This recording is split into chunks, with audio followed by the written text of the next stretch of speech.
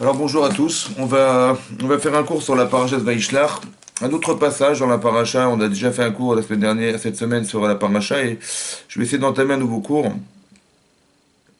sur en fait le passage où la Torah nous dit que Yaakov donc s'est séparé de Esav et chacun a pris son chemin. Donc ils se sont a priori réconciliés, Esav et Yaakov, et chacun a pris son chemin. Et c'est marqué, la chose suivante dans le texte de la Torah, c'est marqué Vayashov Bayom Aou Esav les Darko, Seira. Donc Esav, il est parti sur son chemin donc en direction de Seir.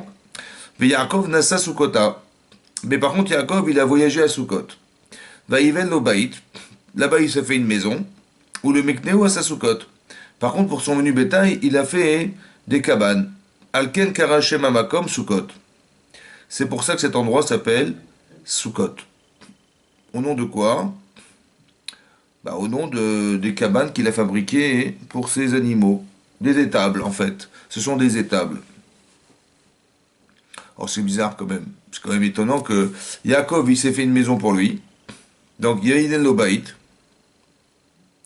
Et pour son bétail, menu bétail, il a fait des soukot, des cabanes, des étables, en fait. Aken, Kara, Sheva Makom, Soukot. C'est-à-dire que la souka, en fait, la souka de la Torah, c'est un endroit pour y faire vivre des animaux. Ouais, bizarre quand même. Ouais, c'est une allusion à la souka. Mais qu'est-ce que ça veut dire?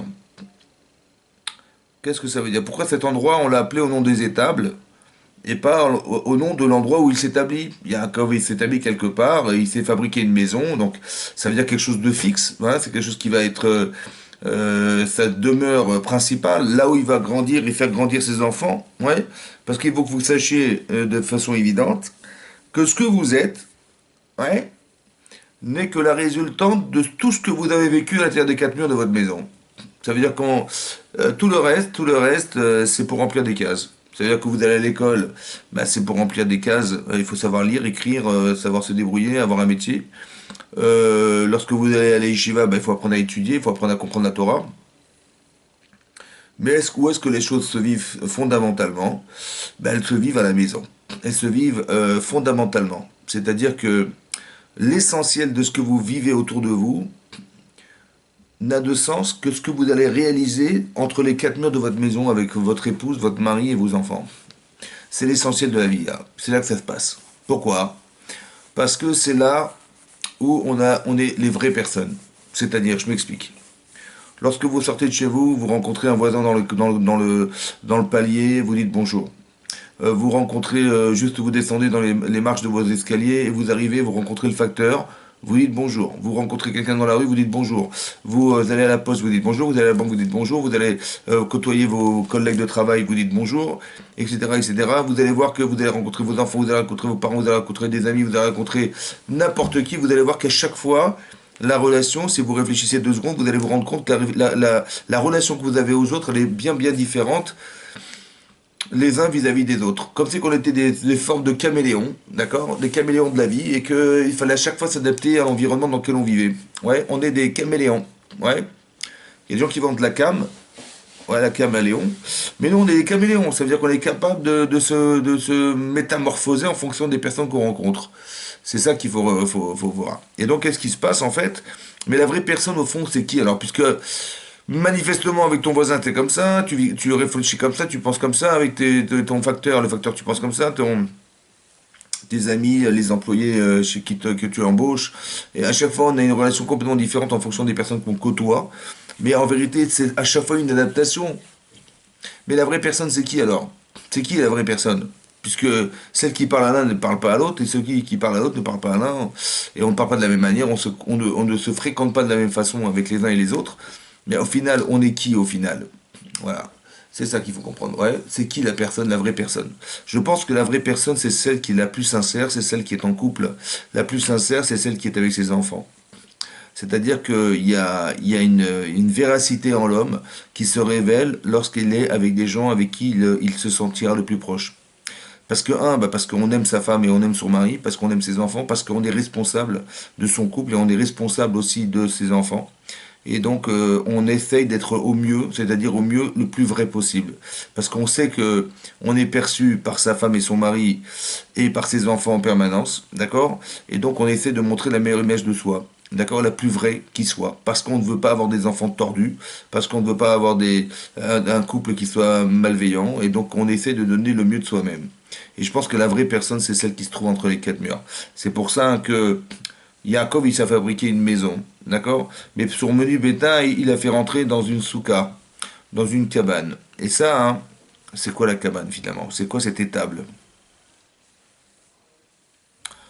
C'est quoi cette étable? Oui. Alors, il faut savoir qu'il y a, dans la Torah, c'est marqué qu'au départ, il faut savoir de quoi nous sommes constitués. D'accord? En fait, on est constitué de chair et d'une partie spirituelle qu'on nous on appelle la neshama, l'âme. D'accord? C'est-à-dire que on se rend compte qu'il y a des énergies dans le corps, il y a des tendances animales et des tendances humaines qui ne sont pas identiques. Et ça se voit, d'accord? Vous le remarquez tout de suite. Et cette énergie, elle existe parce que quelque part, vous voyez bien que la personne qui vit, eh ben, elle se mouvoit, elle comprend, elle voit, elle entend, elle peut exprimer des choses, elle ressent des choses. Par contre, quand elle décède, il n'y a plus rien. Rien ne fonctionne. Ouais, on est un corps inerte.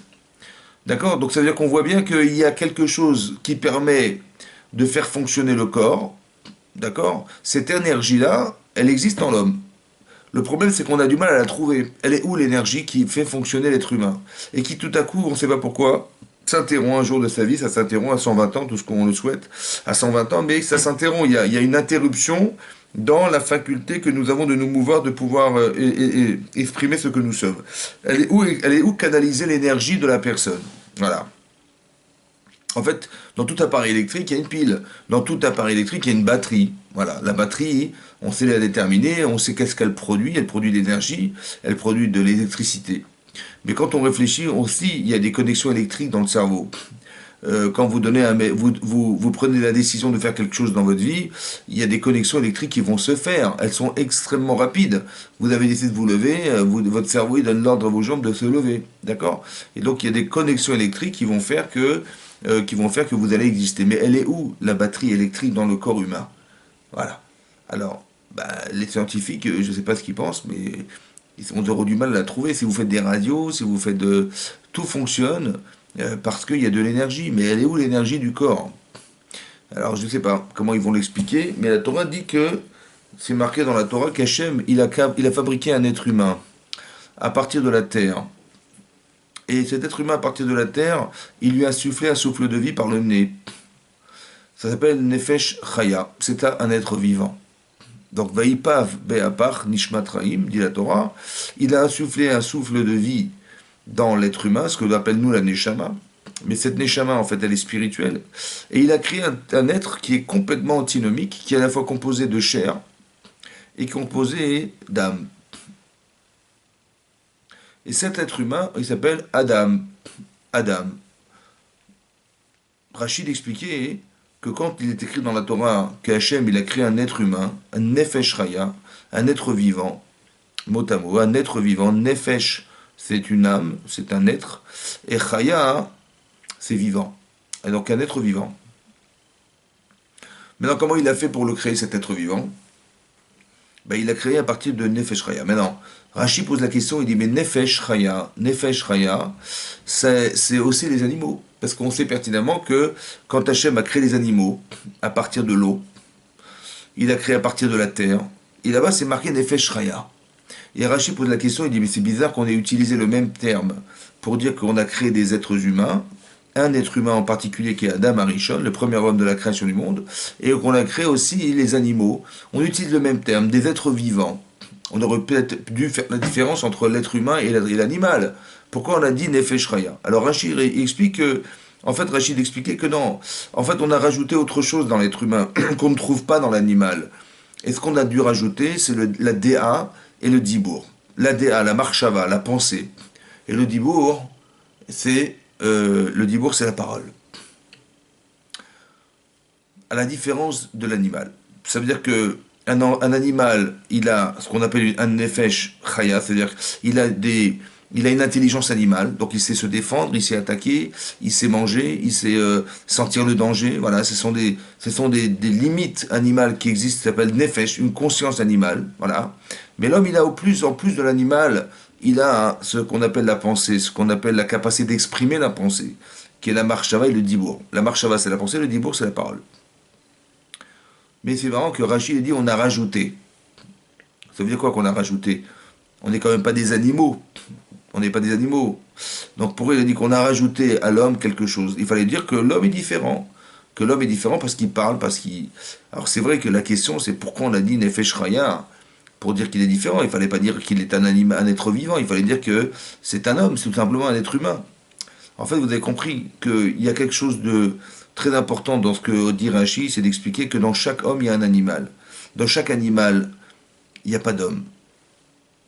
C'est quoi un homme en fait? Un homme, c'est la contraction entre deux choses antinomiques qui sont une partie animale. Le corps est une partie animale de l'être humain. C'est ça, Nefesh Raya.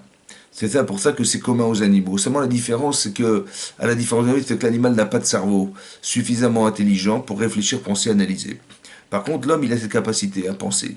Et il n'a pas seulement la capacité à penser, la capacité aussi à exprimer de sa pensée, à réfléchir, mais à penser et à dire la pensée. Ce que n'est pas capable de faire l'animal. Ça veut dire qu'on est des êtres intelligents. Comme si qu'on était des animaux qui avaient l'intelligence qui devait pouvoir nous servir et pas nous desservir. Mais il faut savoir que la tendance, peut-être que le fait qu'on ait créé un homme de la terre, mais par contre qu'on ait créé une femme pas de la terre, la femme n'a pas été créée de la terre, ou du moins, d'après une explication dans Rashi, elle n'a pas été créée de la terre. Parce qu'il y a deux explications, vous savez, il y a l'explication du Midrash que ramène Rashi, qui est un commentaire de la Torah, et il y a les textes de la Torah. Mais non, a priori, dans la Torah, on a créé l'homme, et a priori de la Torah, on a pris une partie de l'homme et on a créé la femme. D'accord? C'est ça le Tselah, Elohim. Le Tselah Adam, le Tselah d'Adam. On traduit la côte de l'homme, mais en fait, Rashi traduit le côté de l'homme. Mais bon, parce que Rashi parle, il a pris pour partie que l'explication de la création de la femme, c'est qu'en fait, l'homme et la femme étaient jumelés au départ. Il y avait un homme de face et dans son dos, il y avait une dame. Cette femme, c'était Chava. En fait, il portait les deux en lui. Et qu'est-ce qu'on a fait? Donc, Hachem, quand il a séparé, il a récupéré le côté de l'homme, il a séparé la femme de l'homme, donc elle était présente, donc elle a été créée comme lui de la terre. À la différence, c'est qu'il n'en avait pas conscience. Et donc on a dû la séparer de lui pour lui faire prendre conscience qu'elle existait et on l'a mis face à lui. Mais d'après cette explication, ils ont tous les deux été créés de la terre, alors que d'après l'explication qui va faire que l'homme a été créé seul et qu'on a créé sa femme, la femme à partir de l'homme, c'est qu'on a élaboré autre chose à partir d'un homme. C'est ça. Et donc ça veut dire que la femme elle a autre chose. La femme a été créée peut-être de l'être déjà composé de neshama, d'âme. C'est peut-être pour ça que la femme a une force intuitive plus importante, qui est spirituelle plus importante que l'homme. Ce qu'on appelle dans la Torah la bina yetera, une intelligence supérieure, mais c'est pas une intelligence supérieure, c'est de l'intuition. C'est-à-dire qu'elle ressent quelque chose de spirituel. Elle peut pas vous l'expliquer, mais c'est comme ça. Elle ressent des choses. Ouais. Et elle peut vous dire, ah, tiens, méfie-toi de ça, ou bien oui, lance-toi là-dedans. Dis, mais pour commencer, je sais pas, je ressens comme ça. En fait, c'est une intuition féminine qui s'appelle une binayetera, mais qui fait qu'il y a comme un supplément d'âme chez la femme. Alors peut-être que ou c'est un supplément d'âme, ou bien c'est que la capacité d'opacité qu'a le corps sur la femme est moins importante que celui de l'homme. D'accord? Donc ça veut dire qu'il y a deux choses. Il y a une partie animale et une partie spirituelle. Le problème, c'est que comment mettre de l'équilibre dans un déséquilibre pareil? C'est-à-dire comment je vais réussir à mettre, comme si qu'on devait s'imaginer, voilà, c'est autrement dit, s'imaginer qu'on est des dompteurs d'animaux, d'accord? On a des chevaux sauvages qui en permanence se vivent dans la forêt, dans la jungle, et donc on les attrape, ouais, et il faut les dompter, il faut les maîtriser, il faut qu'on arrive à les maîtriser. Il faut savoir que vous avez un cheval sauvage qui est en vous, et vous devez avoir, vous qui êtes le cavalier, celui qui a le cerveau, il a le cavalier, et il faut être capable de dominer son corps. Dominer, ça veut dire de ne pas être pris dans la pulsion animale qui est en nous. Ça va? Donc, peut-être l'objectif des mitzvot, peut-être l'objectif de la Torah, d'étudier la Torah, bah, c'est d'affiner la personne. Quand je dis affiner, ça veut dire qu'il y a un domptage à faire de soi qui va faire qu'on va être capable d'être maître de ce que nous sommes et pas victime de ce que nous sommes. Ça va? C'est pas que j'ai un animal sauvage et puis il court où il veut, il va où il veut, il décide de faire ce qu'il veut. Non, non, c'est moi qui maîtrise, c'est moi qui donne la direction. Donc le cerveau, il faut être assez fort intellectuellement pour trouver des arguments forts pour arriver non seulement à maîtriser son corps, mais à argumenter, trouver un langage qui va s'adapter au corps humain. Ça veut dire qu'il y a des choses à savoir. Voilà. L'idée, c'est d'expliquer que Rachid, la Torah nous dit que Yaakov, il s'est fait une maison, pour reprendre le texte de la Torah. Mais par contre, pour ces animaux, il a fait une étable, et c'est cette souka qu'on appelle une étable. Il a appelé non pas en nom de la maison, la ville qu'il a créée, ouais, mais il a pris cet endroit, il a appelé cet endroit une étable. Mais une étable, c'est précaire. Une étable, c'est fait pour les animaux. Pour lui, c'est fait une maison. Alors, qu'est-ce que ça veut dire? Qu'est-ce que ça veut dire? On doit se fixer dans la tête quelque chose qui doit être fixe, tout en sachant qu'on vit dans du précaire. Ça veut dire que, ça veut dire que la vie qu'on va mener sur Terre, ben, elle durera ce qu'elle durera. On ne sait pas combien de temps on va vivre. On peut rester sur Terre jusqu'à 120 ans, c'est ce qu'on espère tous dans la santé. Ça a une fin. Ça, c'est peut-être une étable. C'est qu'une étable. C'est pas une étape, c'est une étable. Une étable. Et donc cette étable, en fait, elle va concerner la partie animale de l'homme. Ben, il faut bien manger, il faut bien vivre, hein. Il faut bien exister, il faut bien manger, il faut bien boire, il faut bien s'occuper d'avoir du travail, de pouvoir travailler. Mais tout ça, ça n'a de sens a priori que pour nourrir son corps. Et le problème qui est là, c'est de réfléchir et de se dire, mais si on est venu sur Terre, est-ce qu'on est venu sur Terre pour manger et pour boire et pour dormir? Bah oui, il faut comprendre que, bah oui, mais qu'est-ce qu'on peut y faire? Il faut bien manger, boire et dormir. Donc, on va penser à l'essentiel et on va essayer de gagner de l'argent bah, pour pouvoir garantir que demain on pourra manger, boire et dormir. Et prendre des vacances. Et puis jouir de la vie. Voilà. Mais on passe beaucoup de temps. On passe beaucoup de temps. L'essentiel de la vie, on le passe là-dedans. On sait que on n'est pas venu sur Terre pour ça. D'accord? On est venu sur Terre pour atteindre le monde futur.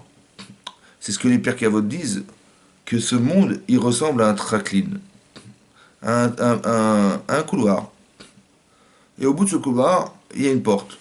Et au bout de cette porte, bah, il y a un palais. L'objectif, c'est d'arriver à traverser la porte. D'avoir le mérite de pouvoir traverser la porte. Parce que derrière cette porte, il y a un palais. Et c'est ce palais qu'on veut atteindre. Maintenant, est-ce que vous voyez le couloir? Bah, le couloir, j'ai du mal à le voir, moi. Où est où le couloir? En fait, on est dans un couloir. Elle est où la porte? Je sais pas. Et il est où le palais? Bah, le palais, on ne le voit pas non plus. Tout ça est inconnu. Il faut retrouver cet endroit. Bah, cet endroit, c'est là où je vis, en fait. Mais j'ai l'impression que je passe la majorité de mon temps à nourrir, on va dire, la partie animale de l'homme. Ça veut dire qu'il faut manger, il faut boire, il faut dormir, il faut trouver un métier pour pouvoir garantir que demain je vais pouvoir manger et boire sans avoir la peur du lendemain. Mais de quoi je m'occupe en fait? Où est-ce que sont mes pensées? Est-ce que vous pensez sincèrement qu'on est venu sur Terre pour ça? Hein? Je dis, mais il faut réussir sa vie, il faut qu'on puisse dire qu'on parte d'ici en ayant réussi sa vie. Qu'est-ce que veut dire réussir sa vie? Ouais. Qu'est-ce que ça veut dire réussir sa vie? Oui. C'est marqué que Yafé Sha'achat, elle est belle, la Sha'achat. Elle est belle cette heure-là, cet instant-là. Il est beau cet instant-là. De Torah au Maasim Tovim, de Torah et de bonnes actions dans ce monde, au Betchouva et de remise en question, puisqu'on ne peut pas rester tel quel, on ne peut pas stagner, il faut avancer dans sa vie, il faut évoluer, il faut se remettre en cause. Plus que tout le Olamaba, plus que tout le monde futur. Incroyable. Et tout ce qu'on peut imaginer comme plaisir dans ce monde, quand je dis dans ce monde, ça veut dire pas seulement dans ce que vous avez vécu dans votre vie, hein, mais dans tout ce que les êtres humains ont vécu dans leur vie de plaisir, de bonheur, cumulé par tous les habitants de la Terre, de la création du monde jusqu'à la fin des temps, donc ça en fait un paquet de plaisir quand même, hein, et ben ça vaut pas un instant du monde futur, ça.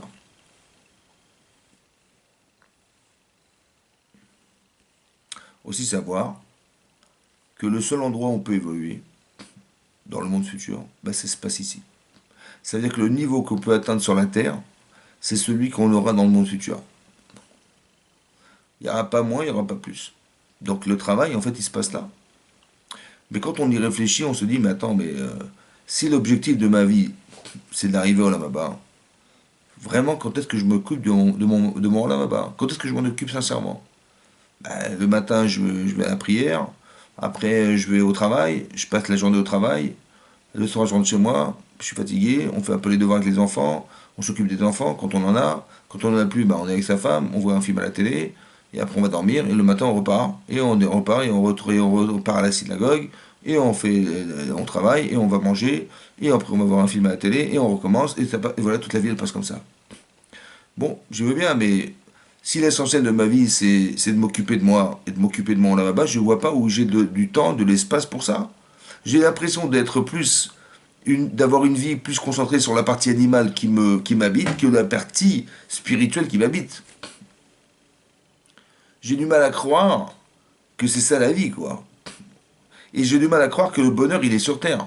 Parce que on cherche le bonheur, mais le bonheur absolu, on ne l'a pas. Il n'y a pas quelqu'un dans le monde qui peut dire qu'il souffre pas de quelque chose, qu'il n'a pas des problèmes quelque part ailleurs. Ça n'existe pas le bonheur sur Terre. Le bonheur absolu n'existe pas. Il n'est pas réservé à ce monde. Dans le Zohar, c'est marqué que pourquoi Hachem, il a envoyé des Neshamot sur Terre? Pourquoi il a créé des êtres humains sur Terre? Pourquoi faire? Il dit parce qu'on avait des Neshamot, des âmes, qui étaient dans le Alamaba, dans le Eden en fait. Et Hachem, il a dit, bon, ben, vous êtes là, mais en fait, vous profitez d'un monde qui n'est pas acquis. C'est-à-dire que vous êtes en train de manger du pain de la honte. Vous êtes là, vous devriez avoir honte d'être là. Alors, pour être mérité d'être dans le monde de vérité, eh ben, il faut passer par une épreuve. Il faut mériter d'être. Alors, je vais vous envoyer sur la terre. La Neshama ne veut pas descendre sur terre. Elle est très bien où elle se trouve, mais elle est obligée de s'aguerrir, de mériter d'être. Alors, on va la mettre dans un corps sur la terre, en espérant qu'elle va atteindre quelque chose qui lui permettrait d'accéder au monde futur, ce qui n'est pas simple. Maintenant, comment ça se passe? Quelle est la procédure à suivre? C'est simple, en fait. L'Agman en Ida d'expliquer que dès l'instant où l'enfant, la partie embryonnaire est créée, alors l'enfant évolue dans son corps, dans le corps de sa mère. En fait, il est nourri par sa mère, il est, comment dire, il respire par sa mère, par le cordon ombilical. Toutes les parties qui sont normalement ouvertes à l'extérieur, elles sont fermées dans le ventre de sa mère. Et toutes les parties qui sont fermées à l'extérieur, elles sont ouvertes dans le ventre de sa mère. Les choses sont inversées. Et il a marqué dans la Gemara dans l'Ida qu'il a un air d'Alouk al-Rocho. Il a une lumière qui est allumée sur son front. Pour nous expliquer que cette lumière lui permet de concevoir, c'est-à-dire de savoir, depuis la création du monde jusqu'à la fin des temps, ce qui se passe. Nous, on est au courant de ce qui se passe à la seconde. On a la mémoire du passé, on a lu des livres d'histoire, on sait ce qui s'est passé il y a 1000 ans, 2000 ans, on le sait. Mais en fait, on n'a jamais vécu. Lui, il est capable de vous dire ce qui se passe. Il est capable de vous dire exactement ce qui va se passer dans le futur, de façon embryonnaire. Il a un ange qui lui apprend toute la Torah qu'il doit savoir de son vivant. Le Rav Chaim Shmulevitz, qui était le Rosh Yeshiva de la Yeshiva de Mir en Israël, il a dit la chose suivante. Il dit c'est bizarre parce que les termes utilisés dans la Torah à propos de l'embryon, on les retrouve, les mêmes mots on retrouve dans l'Agma, dans Sanhedrin, qui parle de Adam Arishon, du premier homme de la création du monde. On dit qu'il y avait des anges qui lui donnaient à manger, à boire. Il avait une vision du monde, mitrilato ve'etzofo. Il était capable de savoir tout ce qui allait se passer et tout ce qui se passait et tout ce qui se passera. Et il étudiait la Torah toute la journée. Il était à Shakut Belimudo dans l'étude de la Torah toute la journée. Donc il n'avait aucune préoccupation autre que l'étude de la Torah. C'était ça. Mais en vérité, vous vous rendez compte que l'embryon dans le ventre de sa mère, il est exactement le même. Le même que Adam Arishon, que le premier mot de la création du monde, qui était dans le Gan Eden, dans le jardin d'Éden. L'objectif, c'était de rentrer dans le Eden. Donc il devait passer Shabbat dans le Eden, ce qu'il n'a pas réussi à faire. On était vendredi, il a créé le monde. Le monde a été créé le premier jour de la création du monde, et le vendredi, on a créé l'homme. Et à la 10e heure de la journée, du Midrash, il a fauté. À la 11e heure, il a été jugé de la journée. Et à la 12e heure, il a été chassé du Gan Eden. Donc c'est-à-dire qu'Adam Arishon, il avait cette faculté, et après la faute, il a perdu de cette force, il a perdu de cette dimension, il a perdu de cette vision. Mais l'homme, en fait, il est composé de ça. Donc Adam Arishon, il avait quelque part la capacité à exister sans faire d'efforts, on va dire, mais dans l'objectif d'arriver à étudier la Torah. C'était ça l'objectif d'Adam Arishon. Mais après qu'il ait fauté, il a dû travailler à la sueur de son front. Il a dû travailler à la sueur de son front. C'est ça qui est marqué dans le texte. Bizeat apecha tochalechem. Bizeat apecha, à la sueur de ton visage, tochalechem, tu mangeras du pain. C'est-à-dire que ça va être dur. Il va falloir faire des efforts. Ce qui n'était pas le cas auparavant. Et l'enfant qui est dans le ventre de sa mère, il est exactement comme celui qui était le premier créé avant d'avoir fauté. Parce qu'un enfant, un bébé dans le ventre de sa mère, ben, il se nourrit par sa mère, il boit, il mange par sa mère. Il n'a pas besoin de respirer avec la bouche, mais il respire grâce à sa mère qui lui envoie de l'oxygène par l'embryon, par le cordon ombilical. Il a un ange qui lui apprend la Torah. Et il a un air d'Alouk al-Rochou, une lumière. Pourquoi la Torah nous dit ça? Pourquoi la Gemara nous raconte ça? Ben, pour nous dire peut-être que dans chaque être humain, il y a une partie d'Adam Arishon. Quand on dit qu'Adam Arishon a fauté, il faut bien comprendre que c'est pas l'homme qui faute. C'est l'humanité que représente Adam Arishon qui faute. C'est pas le choix d'un homme, c'est le choix de l'humanité que l'homme contient en lui, que la femme contient en elle. Ça veut dire qu'il faut bien comprendre, derrière ces deux personnages qui sont Adam et Chava, Adam et Ève, que dans chaque Adam, dans chaque homme, il y a quelque chose qui s'appelle Adam. Et dans chaque Chava, il y a dans les femmes quelque chose qui s'appelle Chava. Il faut juste comprendre et étudier les textes de la Torah pour comprendre quelle est la nature masculine et féminine qui va créer des tendances différentes et qui va faire que on a l'avantage d'être femme et on a l'inconvénient d'être femme. On a l'avantage d'être un homme et on a le désavantage d'être un homme. On peut être desservi par soi-même ou servi par soi-même. Mais ça veut dire qu'on est composé de choses dans les dynamiques. Mais pourquoi nous dire une chose pareille? Pour dire que l'enfant qui était en ventre de sa mère, en fait, il est Adam Arishon. Bah oui, parce qu'il est exactement pareil, comme si qu'il n'avait jamais fauté de sa vie. Comme Adam Arishon qui, avant d'avoir fauté, bah, il avait tous les privilèges que les anges lui donnaient à manger, à boire, et le privilège de pouvoir étudier toute la Torah, toute la journée, sans être dérangé, c'était l'objectif de sa vie.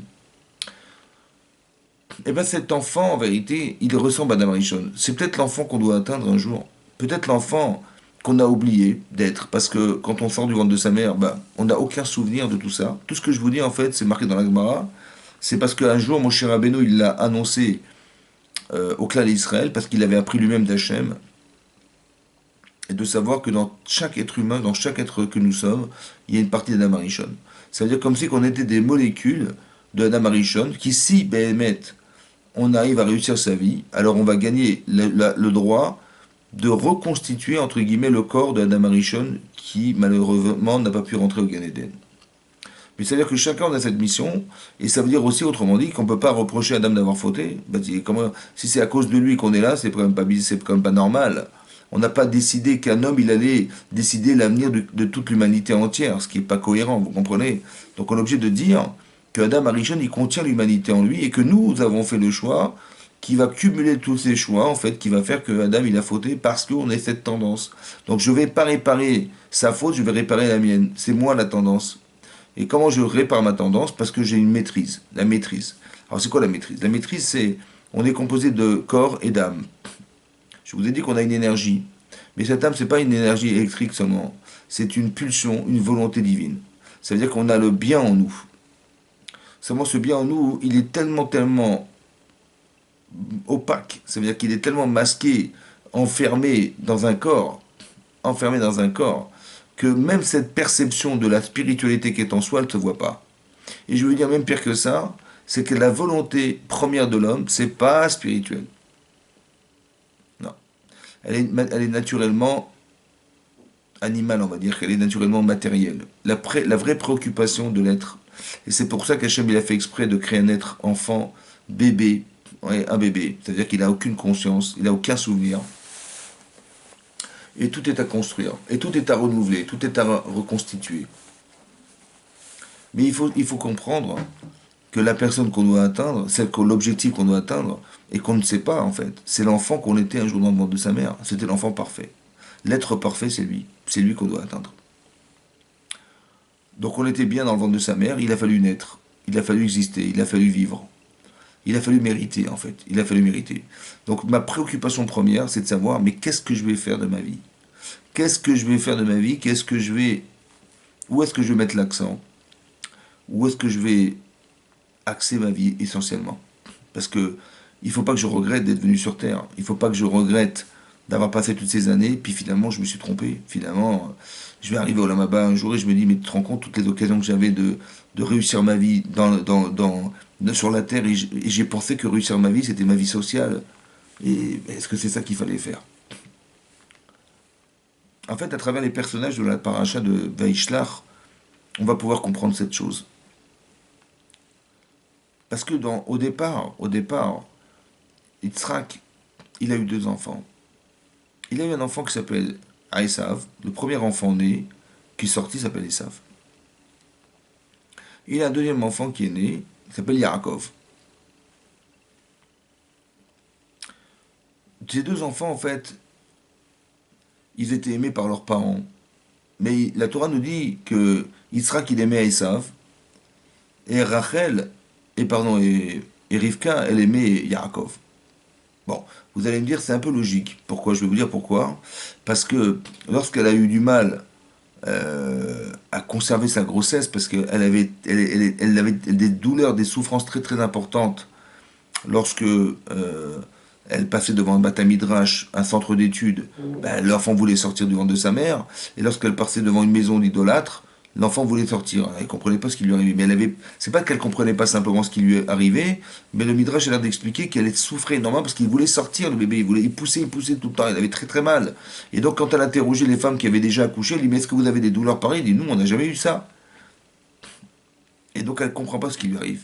Et donc, elle va consulter Shem, qui était le Rav, qui était le Talmid Racham, qui était le prophète. Et quand il est marqué dans la Torah, Vaïdaber et le Hachem va parler, en fait, c'est Hachem, il parle à travers Shem, qui était l'enfant de Noir, qui avait donc une yeshiva à l'époque. Et donc, qu'est-ce qui se passe? Et Shem lui dit, tu as deux nations en toi, tu as deux tendances. Mais sache que Rav vient votre saïr, que l'aîné va servir le second, va servir le tsaïr, le jeune. Ça veut dire qu'elle ne sait pas ce qu'elle va avoir. Elle va avoir deux enfants, mais elle ne sait pas qui va être le premier qui est le deuxième. Mais lorsqu'elle voit que le premier enfant sorti, c'était Esav, et le deuxième enfant sorti, c'était Yaakov, elle sait que, déjà, elle sait que Esav va servir Yaakov Avinu. Elle le sait, mais elle n'a pas le droit de dire. Elle va garder secret, tout ça. Comme Yaakov va garder secret plus tard qu'il va racheter le droit d'aînesse à son frère Esav. Ça, Yaakov ne le saura pas. Il ne saura que lorsque Esav va lui dire, ah, j'ai compris pourquoi il s'appelle Yaakov. Yaakvinize Pa'amaim. Il m'a trompé deux fois. Il m'a racheté ma Bechora, mon droit d'aînesse, et maintenant il vient de me prendre, il m'a volé ma bracha, ma bénédiction. Et son père va dire quoi? Mais quoi, il t'a racheté la Bechora, le droit d'aînesse, à Gambarouchier, alors qu'il soit béni. Ça veut dire que j'ai eu très très peur, dit Rachid là-bas, au nom de Yitzhak. Il dit, j'ai eu très très peur de m'être trompé en pensant que je devais donner la bracha à Esav, et que finalement, Hachem a décidé autrement. Mais pourquoi il a décidé autrement? Bah, effectivement, parce que tu avais vendu ton droit d'aînesse. Donc le Bechor n'est pas l'enfant né, premier enfant né, c'est l'enfant qui a le droit d'être premier. Et le droit d'être premier, c'est la Bechora, c'est une Kedusha, c'est une sainteté, c'est une spécificité. Et ça, il l'a vendu à Yaakov. C'est pour ça qu'Hachem, il a préféré que Yaakov, il reçoive la bracha du Bechor. Mais quelque part, hein, il y avait au départ deux enfants. Pourquoi Yitzhak, il aimait cet enfant? Alors qu'il savait pertinemment c'était un mécréant, c'était un rachat, c'était quelqu'un qui abusait de son père, qui faisait croire à son père. Pourquoi Yaakov, pourquoi Yitzhak, il aimait cet enfant? En fait, pour deux raisons. Et aussi pourquoi il a engendré un enfant pareil. Ben, pour deux raisons. Ben, la première, c'est que, en fait, il a vu dans Esav quelqu'un qui avait une tendance naturelle portée à faire du mal. Une tendance naturelle. Je ne vous parle pas de Yetzer Hara, là. Je vous parle d'une tendance naturelle. Il avait envie de tuer, il était viril, il était brutal, il était belliqueux, il était tout ce que vous voulez. Voilà. Et cette nature, en fait, il fallait être capable de la maîtriser. Ça veut dire qu'il a un effet shraya, ce que je vous ai dit au début du cours. Il a une partie vivante animale qui est très très très forte. Mais est-ce qu'un enfant pareil, il peut faire le choix de se débarrasser, de faire le choix de la Torah, de faire le choix de la moralité, de faire le choix du bon sens, de faire le choix du partage? Bah, quand vous voyez des animaux dans la jungle, bah, vous allez voir un lion, il va courir après une brebis. Vous allez voir un crocodile, il va arracher un animal de toute cette puissance de ses dents. La cruauté animale est effroyable, mais juste pour manger. Nous, on est un peu plus civilisés, on mange avec une fourchette, un couteau, on cuit la viande. Mais eux, non, non, ils mangent directement, et c'est ça l'animal. Et bien, il était très, très, très porté vers cette tendance, et savent. Et donc, Yaakov, il le savait, Israël le savait. Comment il peut aimer un enfant pareil? Vous avez vu que qu'on doit aimer un enfant jusque-là. Il faut bien faire attention à ce que même si Chazvé Shalom, nos enfants, ne sont pas dans la Torah ou ont lâché la Torah, il faut jamais croire que ce sont des Réchaïm. Parce qu'un rachat, c'est un choix. Donc il restera malgré tout votre enfant. Et on doit aimer son enfant malgré tout. D'accord? Et donc et par amour, on va essayer de l'aider. Et donc arrêtez de croire et arrêtez de voir l'être tel qu'il agit. Parce que tel qu'il agit, manifestement, on ne peut pas l'aimer. Il fait des bêtises, il fait des choses contraires à la Torah. C'est dur de supporter ça. Mais d'un autre côté, ne regardez pas ce qu'il est en train de faire, mais de regarder ce qu'il est. Et ce qu'il est, c'est votre enfant, c'est votre fils, c'est votre fille. Donc il faut garder cet amour par rapport à ce rapport de vie. Et donc Yaakov, il sera qu'il va aimer Esav. Mais pourquoi il va l'aimer? Pour la deuxième raison, c'est la suivante, c'est que, en fait, il a vu qu'il avait une tendance animale. Il avait un devoir de faire que sa capacité spirituelle à maîtriser ça devait s'exprimer. C'est-à-dire que dans chaque être humain, il y a ce qu'on appelle Yetzeratov et ce qu'on appelle Yetzerara. D'accord? Le mauvais penchant et le bon penchant. Mais ces deux tendances, en vérité, elles sont en nous. Laquelle va s'exprimer, c'est vous qui décidez. Mais vous dites, mais Yitzhak, il voit bien qu'Esav, il est privé de cette liberté, parce il a cette tendance animale forte à vouloir détruire, à vouloir exploiter, à vouloir tuer, à vouloir... Il dit, en fait, on est obligé de dire le Rav Dessler, Rav Eliyahu Dessler, il explique que dans chaque être humain, on est obligé de dire qu'il faut qu'on puisse croire que dans chaque être humain, il y a cette liberté de choix. Donc malgré la tendance négative, naturelle qui s'exprime par Esav, il a forcément à l'intérieur de lui cette force intérieure de pouvoir se battre contre ça. Et si simplement il avait été capable de le faire, alors il aurait eu le là-bas. Qu'est-ce qu'espérait Yitzhak? En le bénissant, il espérait nourrir chez lui la volonté de reconnaître le bien qu'Hachem lui fait. Par la bracha qu'il va recevoir. Il va avoir de l'abondance. Il va être riche. Ouais. Il va avoir... Ouais. Alors, il espérait qu'il dise pas, Chazvé Shalom, que tout ce qu'il a obtenu, c'est grâce à ses efforts, à son travail et son intelligence. Mais qu'il arrive à reconnaître que l'intelligence qu'on a, on l'a pas choisie. Que la terre qu'on a, on l'a pas choisie. Que d'être là, on n'a pas choisi. Et donc, il faut reconnaître que tout ce que nous avons, c'est Hachem qui nous l'a donné. Et si c'est Hachem qui nous l'a donné, si tout ce que nous sommes, c'est Hachem qui nous l'a donné, parce que si vous êtes intelligent, c'est Hachem qui vous a donné cette intelligence. Si vous êtes capable de voir, d'entendre, de vous mouvoir, à votre couleur de peau, l'endroit où vous vivez, vos parents, c'est Hachem qui vous a donné. Vous n'avez rien choisi. Qu'est-ce qu'on a choisi? On n'a rien choisi du tout. Et si tout ce qui existe sans qu'on ait fait le choix de le faire exister, ouais. Merci beaucoup pour le message. Et donc, je disais que si, quelque part, on n'a pas choisi de vivre, Al Kochachat Nolad, c'est marqué dans les Pères Kavod, c'est marqué dans les Maximes des Pères, tu vis contre ta volonté. Donc tu existes sans que tu l'aies décidé. Et tout ce que tu es, en fait, c'est Hachem qui te l'a créé. Et tout ce qui est autour de toi, bah, c'est Hachem qui l'a créé. Donc au final, t'es quoi? Bah, tu dis, bah, je suis ce que j'ai fait. Mais ce que tu as fait, tu n'as pu le faire que grâce à Dieu. Parce que Hachem, il t'a donné l'intelligence de faire des nuances, de pouvoir comprendre. Il t'a donné des yeux pour voir. Il t'a donné des oreilles pour entendre. Il t'a donné une bouche pour parler. Il t'a donné un estomac pour manger.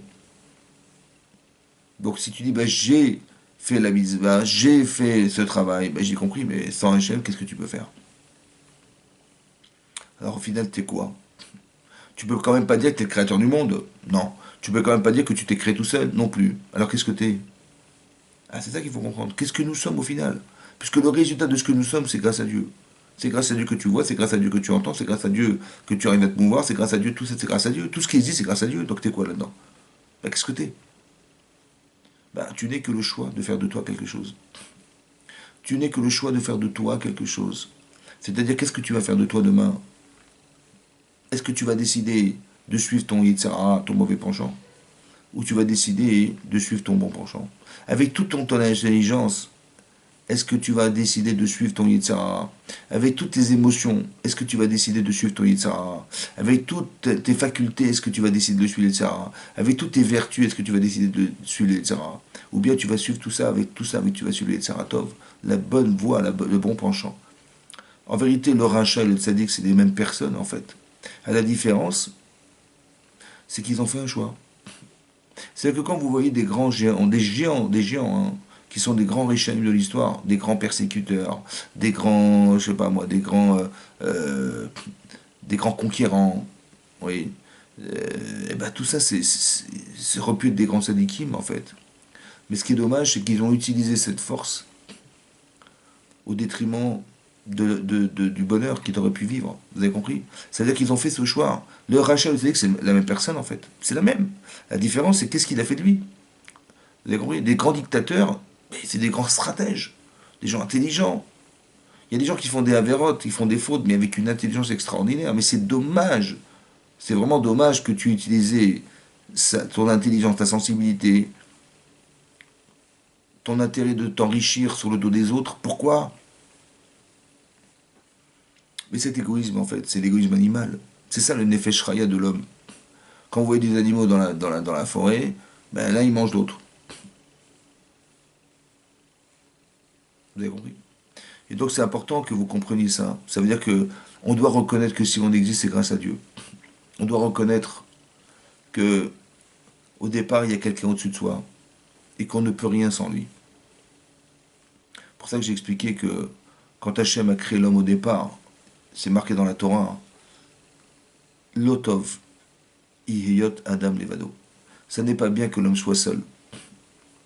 Alors si c'est pas bien, pourquoi tu l'as créé seul? Hachem il a créé un homme tout seul sur la terre, d'accord? Et après il dit, ah mais c'est pas bien qu'il soit seul. Alors je vais créer une aide face à lui. Mais si c'est pas bien, pourquoi tu l'as créé seul là? Il fallait créer deux, puisque c'est pas bien d'être seul. Rachid explique parce que au départ, Hachem il est seul dans le ciel. Avant qu'il ait créé le monde, il était seul Hachem. Après qu'il ait créé tout le monde, il est aussi seul Hachem. Et pour ne pas qu'on dise que l'homme est seul, indépendant sur la terre, et qu'il y a aussi un être indépendant sur le ciel, c'est Hachem, alors on a créé l'autre sur la terre, on a créé la femme sur la terre, on a créé deux. Ça veut dire quoi? Ben, ça veut dire simplement que le seul qui peut dire sur la terre que ce qu'il a créé dépend de lui, mais que lui ne dépend de rien, il ne dépend pas de ce qu'il a créé. La volonté que la terre tourne, c'est la volonté d'Hachem. Donc, s'il arrête cette volonté, la terre s'arrête, c'est fini. Mais lui ne dépend pas du fait d'arrêter la terre. Par contre, par contre, je ne peux pas exister sans l'autre. Ça veut dire que je ne peux pas, c'est marqué dans la Gemara aussi, que Batala Mevial Deshiamoum, quelqu'un qui ne fait rien, qui est seul, il devient fou. On n'est pas fait pour être seul. Mais ça veut dire aussi qu'on ne peut pas se définir seul. Parce qu'il faut que tu te confrontes à quelqu'un d'autre que toi. Tu dois parler à quelqu'un pour savoir ben, quel est ton niveau d'intelligence, quel est ton niveau de sensibilité, quelles sont tes vertus et tes défauts. Je ne sais pas, il faut quelqu'un. Donc est-ce que je suis égoïste ou pas égoïste? Ben, il faut quelqu'un. Pour te connaître, il faut quelqu'un d'autre que toi-même. Et que si tu veux évoluer dans ta vie, ben, il faut un professeur. D'accord? Donc ton niveau d'indépendance, celle que tu espères atteindre, elle dépend de l'autre. Si tu vas pas à l'école, bah, tu ne sauras pas lire. D'accord? Si tu veux te débrouiller dans la vie, bah, il faut bien que tu trouves quelqu'un. Vous avez compris? Il faut bien que tu trouves quelqu'un. Il faut bien que tu te confrontes à quelque chose. Il faut bien si tu veux atteindre un niveau dans la Torah, si tu veux atteindre un niveau dans ta vie professionnelle, bah, il faut que tu fasses une formation. Et la formation que tu vas suivre, bah, si tu vas à la yeshiva, bah, ça va dépendre de ton rave. Si tu vas dans une université, ça dépend de tes professeurs. Ça dépend du nombre d'années que tu fais d'études. Et ton niveau d'études, ton indépendance, elle va dépendre de l'indépendance de tes professeurs. Mais après que tu sois indépendant, bah, c'est ce qu'on espère, mais tu peux pas l'être sans les autres.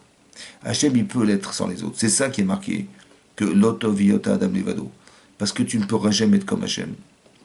D'accord? Donc si tu ne peux pas être comme Hachem, qu'est-ce que tu peux penser, dire de ta vie? D'accord? Et qui c'est qui te fait croire que tu réussis à faire dans ta vie, ça vient de toi? Ben, c'est la partie animale de l'homme.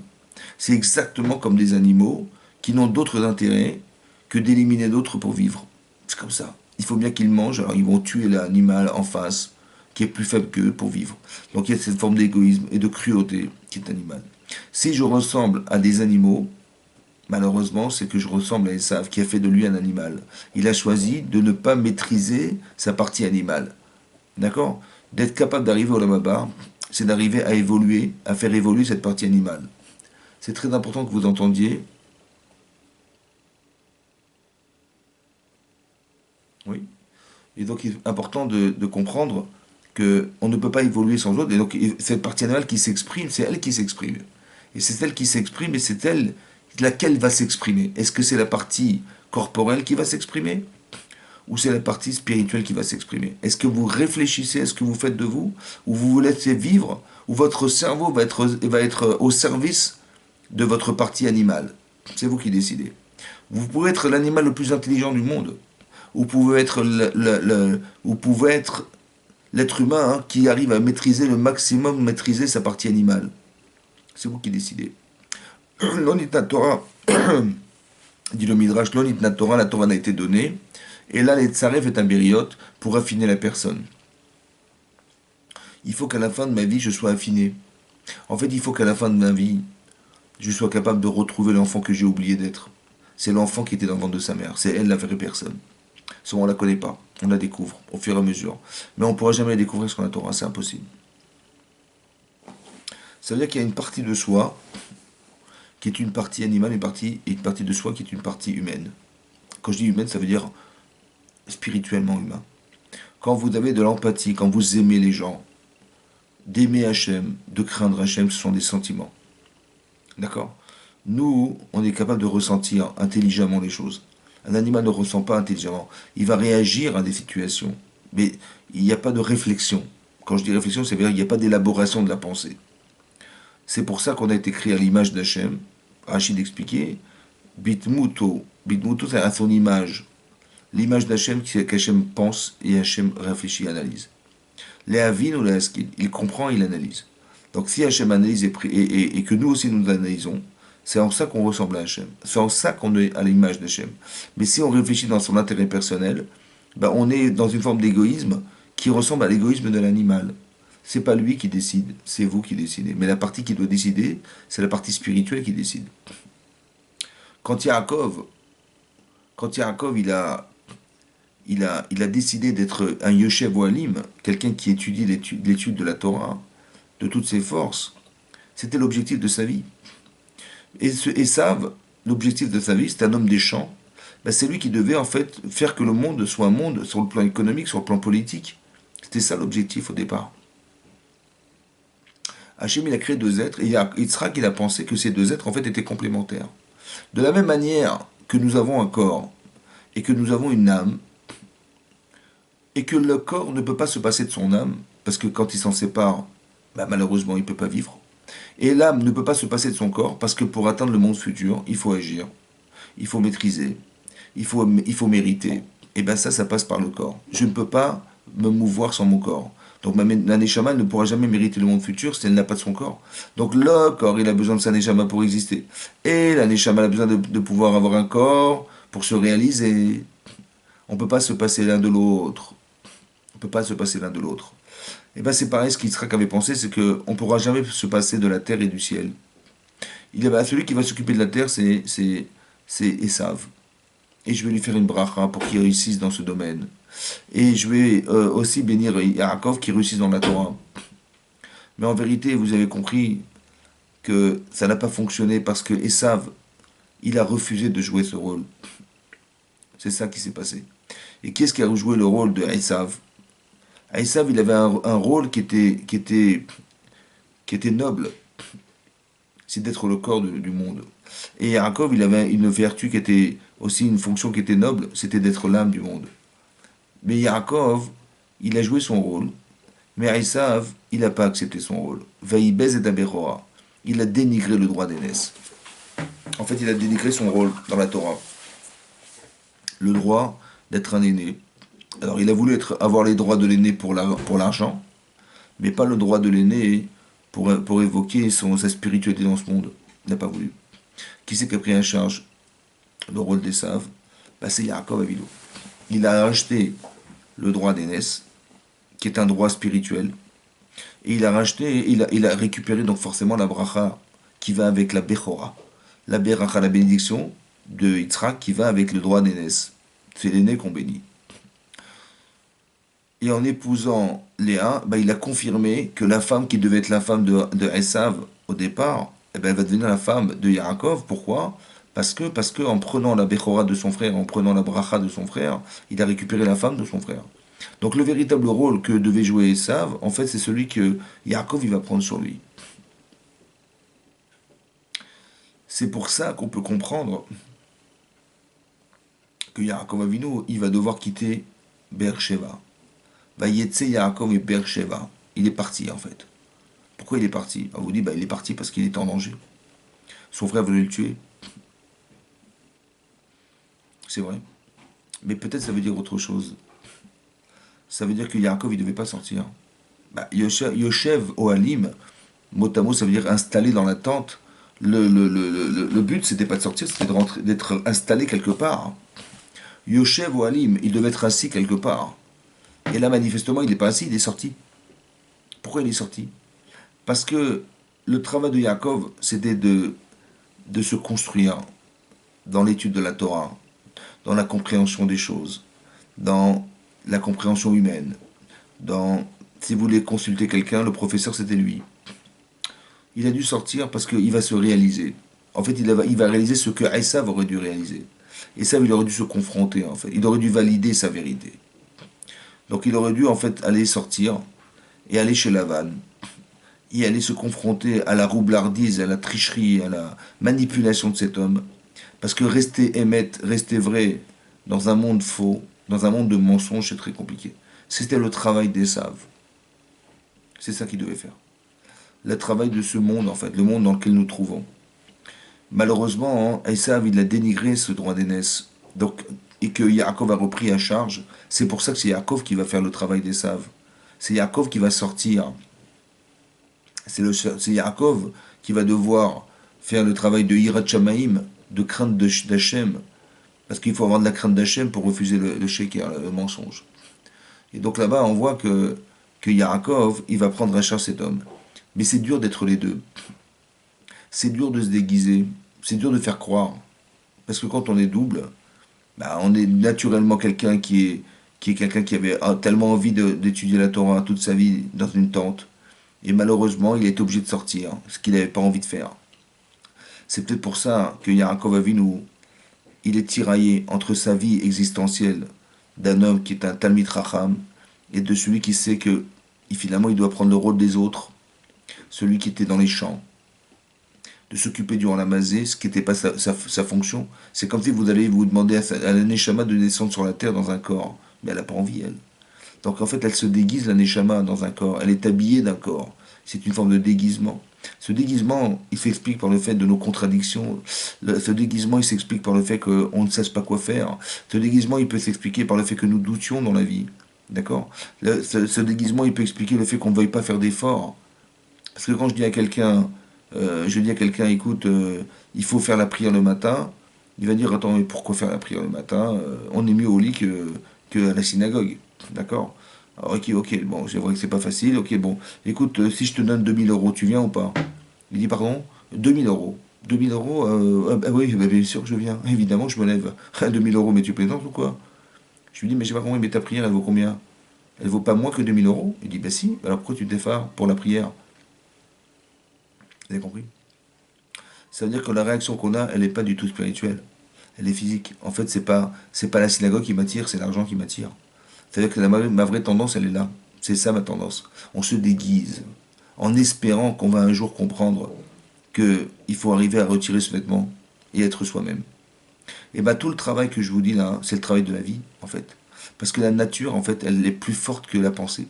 C'est comme ça. Notre tendance corporelle est plus forte. Évidemment que c'est comme ça. Par exemple, si vous arrivez vendredi à la maison et vous dites, ah, Baruch Hashem, c'est Shabbat. Ah, heureusement, c'est Shabbat. On a passé une semaine difficile avec le travail. Heureusement, il y a Shabbat qui arrive. Voilà, Shabbat arrive. Bon, mais nous, on sait bien qu'on fait Shabbat pourquoi? Ben, on fait Shabbat pour fêter la création du monde. Ben oui, c'est pour ça qu'on fait Shabbat. On fait Shabbat pour créer, pour fêter, comme on fête, je sais pas moi, un anniversaire, on fête un mariage, on fête une bar mitzvah, on fête une brit milah, on fête. Donc qu'est-ce qu'on fait? On fait des repas. À chaque fois, on fait un repas. Ben là, on va fêter la création du monde. Donc logiquement, si on fait la création du monde, on devrait te dire, ben, heureusement qu'on est là, hein. Vendredi, on va fêter bientôt la création du monde. Hein, c'est ça qu'on dit. On dit, heureusement que c'est Shabbat, hein, on va fêter la création du monde. Ah bah oui, d'accord. Non, on va rien fêter du tout, on va se reposer. D'accord. Donc ça veut dire que, ça veut dire que le Shabbat, c'est perçu de façon corporelle, en fait. On croit, on dit, bah tiens, ça va nous changer, on va manger la pkeila Shabbat, on va manger la dafina, on va s'habiller, on va se doucher, on va se reposer. Enfin, on se repose. Vous avez compris? Donc, la réponse est corporelle, c'est bizarre quand même, alors qu'elle est spirituelle de base. Ça veut dire que tu comprends qu'il faut réfléchir. Tu comprends qu'il faut réfléchir ta façon d'être, ta façon de vivre les choses. Et c'est ça qui est important. C'est lui qui est le moteur. C'est lui qui décide. C'est le cerveau qui décide. C'est un échama qui décide. Mais est-ce que tu as axé ta vie dans ta vie spirituelle? Est-ce que quand tu travailles, pourquoi tu travailles? Ben, je travaille parce que j'ai des charges, monsieur. J'ai des charges, oui, ben oui, je suis un homme responsable. Donc j'ai une famille, je dois la nourrir, je dois vêtir mon épouse, mes enfants, je dois payer la scolarité, j'ai un loyer à payer, j'ai des charges patronales, voilà, j'ai tout ça. Mais bon, il faut bien que je travaille, elle est bonne. Évidemment que je travaille. Il dit donc tu travailles pourquoi? Ben, je dis travaille parce que j'ai des charges. Donc tu travailles parce que tu as des dettes. Ben oui, exactement, j'ai des dettes. Tous les mois, je dois payer, je dois payer, je dois payer. C'est pour ça que je travaille. Donc tu travailles pour payer des dettes. Exactement. Je dis c'est dommage que tu travailles pour payer des dettes. Parce que ton père, il avait une mitzvah de t'apprendre un métier. Toi, tu as une mitzvah d'apprendre un métier à ton fils. Mais pourquoi c'est une mitzvah? Ben, c'est une mitzvah, hein, parce que tu ne peux pas te passer d'argent. Tes enfants, ils ne pourront pas se passer de l'école. Ta femme, elle ne peut pas se passer d'un foyer. Et toi aussi. Donc peut-être que tu as une mitzvah d'avoir une maison. Peut-être que tu as une mitzvah d'enseigner un métier à ton fils. Peut-être que tu as une mitzvah d'apprendre à nager à ton fils. Peut-être que tu as une mitzvah de lui apprendre la Torah. Non? Ça fait partie des 6 mitzvot qu'un homme il a de devoir vis-à-vis de ses enfants. D'accord? Et de les marier aussi, c'est une mitzvah. Donc pourquoi tu travailles? Bah, tu travailles pour accumuler cet argent, mais pour faire des mitzvot. C'est-à-dire de loger tes enfants, de leur apprendre la Torah, d'apprendre un métier, ce sont des mitzvot. De nourrir ta femme, ce sont des mitzvot. De vêtir ta femme, c'est une mitzvah de la Torah. Pourquoi tu réfléchis dette? Pourquoi tu réfléchis pas mitzvah? C'est quoi la différence? Bah, la différence est simple. C'est que quand tu réfléchis mitzvah, chaque seconde que tu travailles, c'est une mitzvah. Parce que l'objectif, c'est la mitzvah. Par contre, si tu dis que tu travailles pas pour gagner de l'argent, bah, la mitzvah, tu la feras quand tu paieras des vêtements à ta femme. La mitzvah, tu l'auras fait quand tu auras payé la scolarité de tes enfants. C'est dommage. C'est dommage de penser comme ça. Parce que tu réfléchis animal, tu ne réfléchis pas spirituel. Un animal, il pense qu'à payer ses dettes. Un animal, il veut manger. Un animal, il a peur de ne pas manger. D'accord? Mais tu n'es pas un animal. Tu es un être humain. D'accord? Ce qui a marqué Nefesh Raya, c'est ce que relève Rashi. Nefesh Raya, un être vivant. Il dit, mais même les animaux sont des êtres vivants. Mais tu parles d'animal, toi. Il dit, oui, oui, mais on a rajouté. Rachid dit, attends, attends, on a une différence quand même entre un animal et un être humain. L'animal, il n'a pas la pensée que l'homme il a. Il n'a pas l'élaboration de la pensée. Il n'a pas la capacité d'analyse. Il n'a pas la parole. Il n'a pas l'expression de la pensée. Toi, tu l'as. Alors si tu l'as, fais attention de l'utiliser comme il faut et pas d'être un animal. C'est ça que Rachid dit, rajouter de l'intelligence, rajouter la capacité à parler. On t'a rajouté quelque chose, rajouté sur l'animal. Ça veut dire que si tu penses que tu es un animal, bah alors sois un animal. Mais tu peux tout réfléchir animal, ou tu peux tout réfléchir cérébral. Tu utilises l'animalité qui est en toi pour faire du bien. Tu as compris ou pas? Tu utilises ton corps au service de quelque chose et tu n'es pas la victime de ton corps. Tu n'es pas la victime de toi. Tu es le maître de toi-même. C'est ça que l'Agman Brachot te dit là-bas, que les tzadikim, sholtim al yitzram, ils maîtrisent leur yitzhara. Alors que le rachat, il subit le yitzhara. Encore faut-il déterminer ce qui est era, ce qui est mauvais, ce qui est bien. Il faut savoir déterminer tout ça. Et dès l'instant où on a déterminé ça, alors on peut être fier de soi. D'accord? Et la fierté, elle est spirituelle. Elle n'est pas physique. Elle doit être spirituelle. Quand tu as un enfant, tu es fier de toi. Mais c'est pas physique. Puisque tu sais bien que tu vas perdre de l'argent. Bah oui, tu vas perdre de l'argent à le nourrir, tu vas perdre de l'argent à payer la scolarité, tu vas perdre de l'argent à le supporter, tu vas perdre beaucoup, tu vas perdre ton temps à lui enseigner, tu vas perdre tout ça. C'est que de la perte en permanence. Comment ça se fait que sur le plan matériel tu perds et quand même heureux d'avoir des enfants? Vous avez compris que c'est faux tout ça. En fait, le but, l'objectif, c'est pas ça. C'est ce que tu gagnes d'être. C'est la satisfaction spirituelle que tu vas avoir. Sur le plan matériel, tu vas perdre. Parce que tu voudrais prendre des vacances quelque part, mais tu ne pourras plus maintenant. Pourquoi? Bah parce que tu as tellement d'enfants que l'argent que tu leur consacres, tu ne peux pas te permettre. La voiture que tu voulais t'acheter, bah, tu ne peux plus te l'acheter maintenant. Mais c'est vrai que c'est au détriment de beaucoup de choses. Mais tout ça, c'est matériel. Alors qu'est-ce que tu choisis dans ta vie? Dis, ah non, mais moi, je ne veux pas me marier, moi. Comme ça, je profite de tout mon argent. Je ne veux pas non plus avoir plus qu'un enfant. Voilà, comme ça, au moins, j'ai une carrière, vous comprenez, j'ai une carrière. Je comprends, mais c'est égoïste, c'est animal, ça. À chaque fois que vous réfléchissez égoïstement, réfléchissez et dites-vous bien qu'on n'est pas des animaux. C'est ça que ça veut dire. Et donc c'est pour ça que Yaakov Avinu, il a pris en charge. Mais c'est dur parce qu'il se déguise en l'autre, en fait. C'est pour ça qu'il aura du mal à se retrouver en face de Yaakov, de Yitzhak. Parce que c'était pas l'objectif d'origine. Il va être obligé de tromper son père. C'est dur quand même.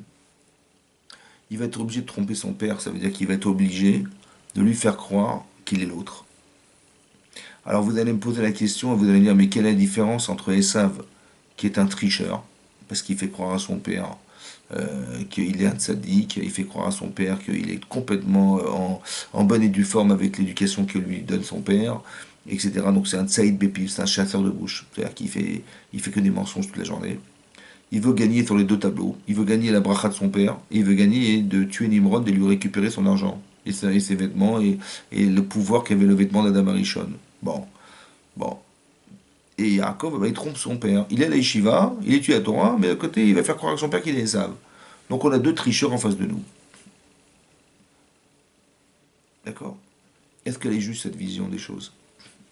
Est-ce que c'est juste que ce que je vous dis est juste? En vérité, la différence entre Esav et Yaakov, c'est que Esav, il va tromper la vérité de Yitzhak. Yitzhak, il pensait véritablement, en vérité, il espérait que son fils soit un tzaddik. Et Esav, il lui fait croire qu'il est un tzaddik. Donc il ment à la vérité de Yitzhak. Ce qui est interdit. Par contre, Yaakov, il sait que Yitzhak s'est trompé. Il s'est trompé en pensant que la bracha revenait à Esav, il s'est trompé. Donc quand il ment à Yitzhak, il ment pas à la vérité d'Yitzhak, il ment au mensonge d'Yitzhak. Il veut faire en sorte que Yitzhak il puisse malgré tout donner la bracha à qui la mérite, c'est-à-dire Yaakov Avinu. Vous comprenez ça? Quand il trompe son père, c'est pas dans l'intérêt de tricher.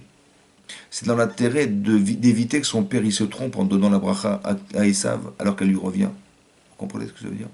Donc quand Yaakov il ment à son père, il est dans le Hémet. Et quand Esav il ment à son père, il est dans le Sheker, dans le mensonge. C'est la différence. Mais pourquoi il est obligé de mentir? Parce que peut-être Yaakov ne se retrouve pas dans ce personnage. Il est obligé de se mentir. Parce qu'il sait bien qu'il n'est pas, il n'est pas Esav. Il a peut-être même peur d'être Esav. Le problème, c'est qu'il va douter toute sa vie, quoi. Parce qu'il est les deux. Comment réussir à être les deux? En fait, on est antinomique dans sa façon d'exister parce qu'on peut être quelqu'un qui étudie la Torah dans la tente et d'un autre côté, on est dans les champs. Alors, on ne sait plus quoi faire. C'est très difficile de contrôler les deux tendances. Un petit peu comme c'est difficile pour la de maîtriser son corps. Et comme il est difficile pour le corps d'accepter sa neshama. En fait, vous allez vous rendre compte que les contradictions que nous faisons dans la vie, en fait, sont l'expression de notre contradiction. On est contredit par soi-même. Parce que mon corps, il a envie de choses que ma neshama n'a pas envie. Et ma neshama a envie de choses que mon corps n'a pas envie. Alors on va se sentir contredit. Vous allez voir des gens, des adultes, qui vont avoir des comportements d'enfants. On a l'impression que ce sont des enfants. Pourquoi? Parce que la partie corporelle est un enfant. Dans son cœur, on peut être un enfant. Parce qu'on a mis le droit, on a laissé le droit à son corps de gérer ma vie.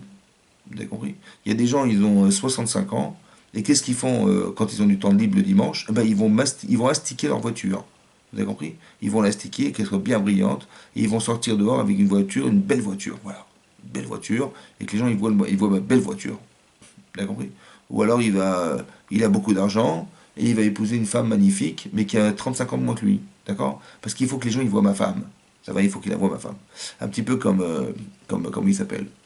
Euh, un petit peu comme Achashverosh. Achashverosh, il va avoir une femme magnifique, qui s'appelle Vashti, très belle femme. Il va lui demander de se présenter devant tout le monde pour que les gens voient sa femme comme elle est belle. Et quand il va décider de la condamner à mort, après qu'il soit dessoulé, il va regretter sa femme. Bon, ça veut dire le pauvre, il a perdu sa femme bêtement, quoi. Mais il va regretter sa femme, moi je dis qu'il va regretter sa beauté. C'est malheureux, hein. Il va pas regretter sa femme pour ce qu'elle est, mais il va la regretter pour ce qu'elle a. Comme si que sa femme c'était un bibelot qu'il avait mis dans sa chambre. Et là, malheureusement, le bibelot il a disparu, il est parti. Il regrette le corps de son épouse, c'est dramatique. Vous comprenez ce que je veux dire? On n'a pas le droit de penser comme ça. On n'a pas le droit de réfléchir de façon faciale, de façon, comment dire, de façon à ce qu'il n'y ait pas de contenu dans tout ce que l'on vit. Est-ce que t'as construit un corps, mais est-ce que tu as investi une neshama dans ta vie? Est-ce que tu as investi quelque chose dans ta vie? Ouais, qui va faire que tu sens que quelque part, elle a un sens. D'accord? Donc tu peux vivre une phase. Quelqu'un il va dire voilà j'ai gagné beaucoup d'argent et finalement je suis à la retraite et voilà je kiffe ma vie, maintenant je kiffe ma vie. À un moment donné tu vas te rendre compte que ta vie n'a pas d'âme. Tu dis bon tout ça d'accord ok mais pourquoi? Elle n'a pas d'âme ta vie. Alors que, alors que, alors que si tu avais mis un peu de spiritualité dedans, bah, tu serais contenté, tu serais entier en fait. C'est ça d'être entier. C'est que mon corps, il est heureux de ce qu'il vit, et ma neshama, elle est aussi contente de ce qu'elle vit. Les deux ensemble. Je dis, mais c'est contradictoire, comment tu vas faire les deux? Bah justement, c'est d'arriver à faire que, comme le Shabbat. Tu vois, le Shabbat, qu'est-ce que tu fais le Shabbat? Bah tu fêtes la création du monde, mais en fait, tu vas voir que ce jour est différent des autres. Ouais, on fait le kiddush, vendredi soir, pour séparer le vendredi du Shabbat. D'accord? Et le reste de la semaine du Shabbat. Veikadesh Oto. Sanctifier, c'est de spécifier ce jour. Il est spécial ce jour. Qu'est-ce qu'il a de spécial? Ben, physiquement, on mange différemment. Physiquement, on s'habille différemment. Mais spirituellement, on fait la création du monde. On fait ce qu'on espère un jour atteindre, qui est le monde futur. Voilà ce qu'on fait. Mais c'est marrant parce que c'est habillé à la fois cette âme qui est le Shabbat est habillée de nourriture, de vêtements, de bon vin. Voilà. En fait, pourquoi c'est comme ça? Parce que ton corps, il comprend pas qu'il faille faire Shabbat. Si tu lui dis oui, mais tu comprends, c'est Shabbat, c'est la création du monde. C'est comme tu demandes, tu dis à un chien, tu sais les croquettes que je t'ai données, ben, il y a des protéines dedans, il y a des chimiquement, c'est très très important que tu les manges. J'ai dit, il comprend rien. Lui, il dit ce qu'il voit, c'est le goût, c'est la couleur, c'est voilà ce qu'il voit. Vous avez compris? Donc nous, c'est pareil. En vérité, tu vas voir qu'il y a un discours corporel et un discours spirituel. Ton cerveau, il comprend la spiritualité que ton corps ne comprend pas. Alors pour qu'il accepte le corps de suivre ta vie spirituelle, c'est comme le Shabbat. Eh ben, tu vas aller faire la dafina, la pkeila. Tu vas bien te reposer, tu vas bien dormir, tu vas bien manger, tu vas chanter, tu vas te retrouver ta famille. Mais c'est des plaisirs corporels, tout ça. Vous comprenez que c'est des plaisirs corporels. Mais ça accompagne le Shabbat. Parce que si tu dis à ton corps, on va faire des télim toute la journée, il va dire, mais jamais de la vie, même pas en rêve. Donc il faut que tu contentes ton corps et ta neshama. Mais quand tu fais la Seudat Shabbat, tu la fais l'Irvot Shabbat, en l'honneur. C'est comme tu maries tes enfants, tu vas pas manger le jour du mariage de tes enfants parce que tu avais faim. Non, tu vas faire en l'honneur du mariage de tes enfants. Quand tu fais un gâteau pour l'anniversaire de ton fils, tu fais en l'honneur de l'anniversaire de ton enfant. C'est en l'honneur de. Tu élèves la spiritualité, tu élèves la matière. Oui, tu élèves la matière. Ça veut dire que tu utilises en fait la moitié de toi au service de ta neshama. au service du spirituel. C'est ça le combat, en fait. C'est ça. C'est ça qu'Hachem, il a dit ici, à travers la paracha de cette semaine, que Yaakov, il va se battre contre un ange. Il va se battre contre le mauvais penchant. Il va se battre contre quelque chose qui est antinomique chez lui. Il va se battre contre ce qui le fait douter dans la vie. Parce que dans la vie, quand on doute, c'est que je ne sais pas quoi faire. Je ne sais pas ce qui est le bien et ce qui est le mal. Je ne sais pas. Je doute. Je ne sais pas. En vérité, il y a une partie de soi qui est fausse. Il y a une partie de soi qui n'est pas résolue, qui n'est pas accomplie. C'est pour ça que je doute. Parce que quand j'ai des certitudes, j'ai pas de doute, j'ai des certitudes, ben ça veut dire que je ne vois pas d'ombre dans ce que je suis, dans ce que je dois faire. Manifestement la peur, manifestement l'anxiété, manifestement le doute, c'est l'expression de ce qui n'est pas construit. Alors, il faut se battre pour se construire. Il faut se battre contre Esav. Il faut se battre contre la partie de soi qui se refuse à soi, ou la partie de soi qui n'est pas réalisée, ou qui n'a pas la connaissance. Alors je vais me construire. Et je vais me battre contre ça. Et je vais éliminer toutes les ombres qui m'empêchent de vivre. Voilà. Tous les obstacles, toutes les midotes qui m'empêchent, tous les défauts que je peux avoir à l'intérieur de moi-même. Parce qu'il faut comprendre que le problème, il n'est pas dehors. Il est dedans. Il est dedans. Ça veut dire que tout ce que vous vivez, tout ce que vous ressentez, tout ce que vous voyez autour de vous, n'est que le miroir de ce que vous êtes. Et comme par hasard, quand je me sens mal, eh ben je vis des choses qui me font mal.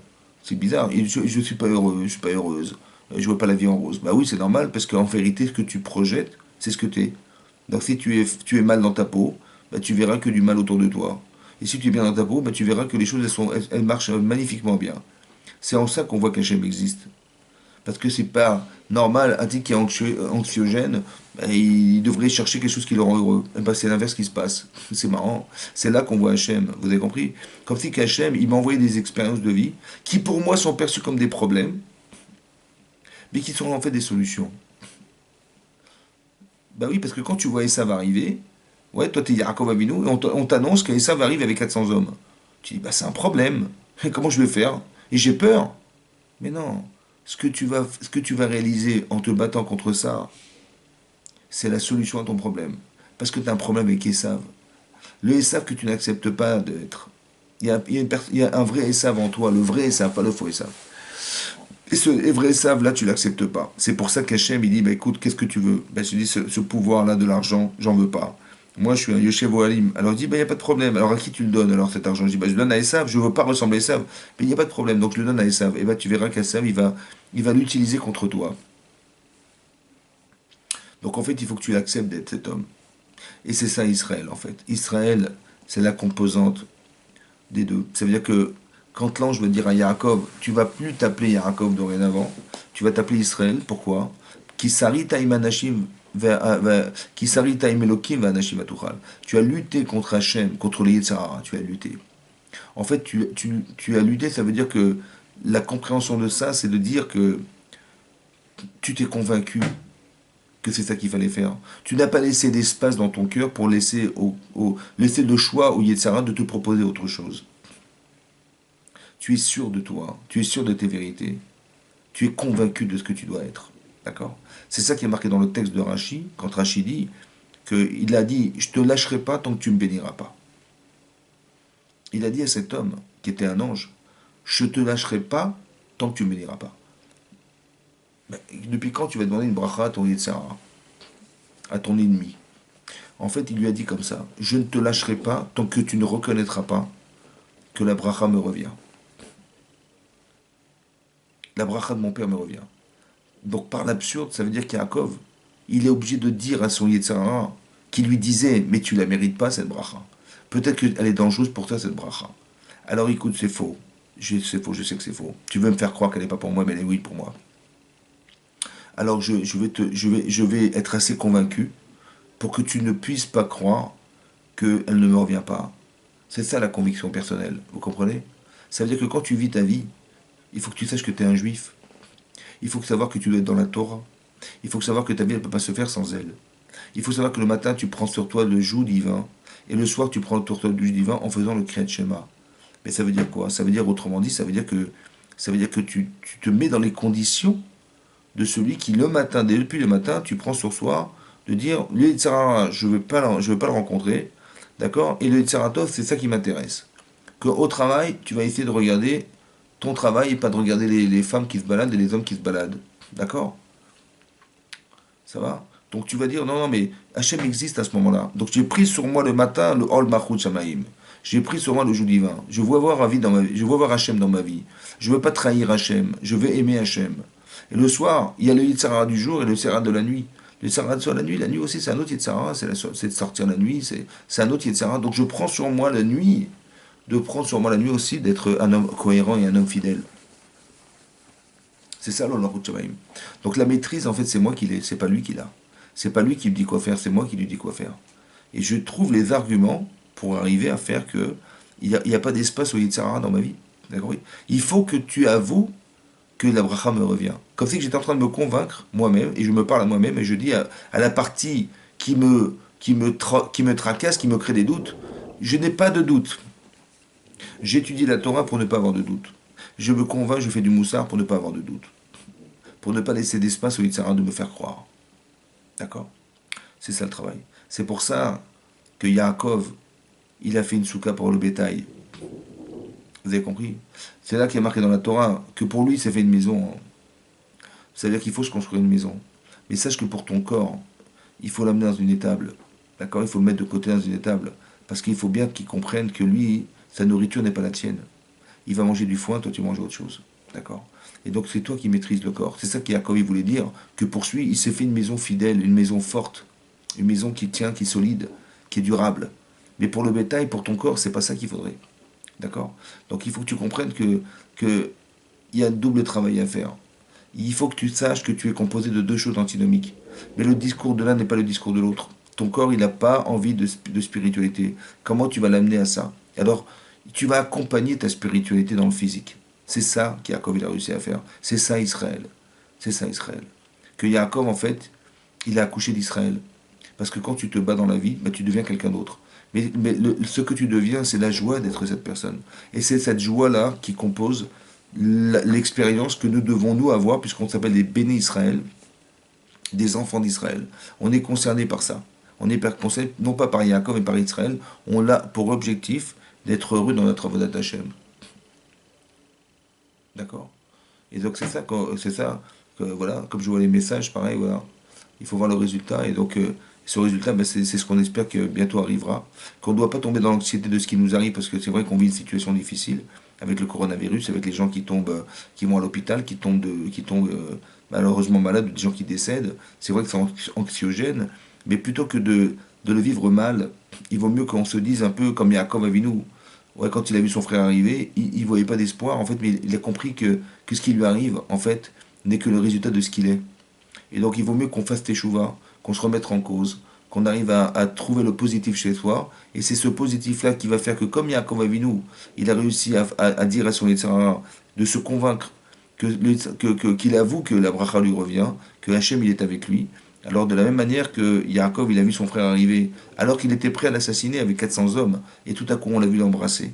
Ça veut dire que en transformant l'intériorité de sa vie, on arrive à transformer l'extériorité de sa vie. C'est ça, pour ça que Yaakov, il a vu son frère arriver, qu'il l'a embrassé, alors qu'il était venu pour le tuer au départ. Parce que quand tu élimines le mal en toi, et ben forcément à l'extérieur de toi, ça s'élimine.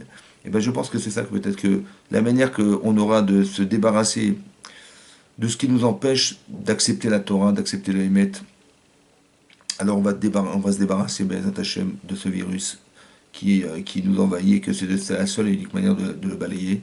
C'est que sache que tout ce que tu vis à l'extérieur, c'est une sorte de traumatisme, une sorte d'angoisse intérieure. Alors quand tu l'auras solutionné à l'intérieur, Bezat Hashem, alors ça s'éliminera. Et donc la joie d'être juif, la joie d'être fier d'être juif, d'accompagner nos mitzvot avec Hashem, d'être avec Hashem. Ben, Hachem, c'est comme notre père, hein. Je pense pas qu'il a envie de nous détruire et de détruire le monde qu'il a créé. Et il nous en a rendu responsables. Alors, c'est à nous de nous débarrasser de ça en faisant teshuva, en étant positif dans sa vie, en étant heureux de vivre, en étant heureux d'être juif, en étant heureux de pratiquer les bisotes, en étant fier de ça parce qu'on est un peuple élu, le peuple d'Hachem. Et donc, Hachem, si on est vraiment convaincu de ça, ce qui manifestement n'est pas le cas, alors, puisqu'on en doute, alors Hachem, il éliminera de cette manière ce virus. Voilà, Bédat Hachem. Razak, merci beaucoup de m'avoir suivi. Je vous remercie. Et je vous souhaite un Shabbat Shalom et qu'on se retrouve dans la joie, la santé, Beth Hashem, toutes les semaines. Amen, amen. Et dans la Torah. Amen. Chazak.